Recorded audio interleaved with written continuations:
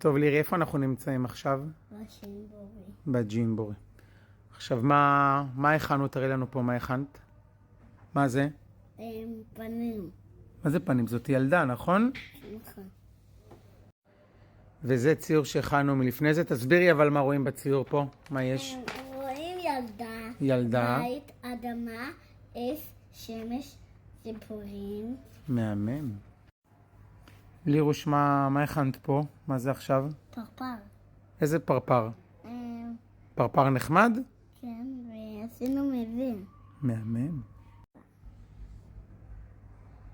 מה זה? מה זה צריך להיות בסוף? חלבון. חילזון. יופי, עוד אחד. מעולה.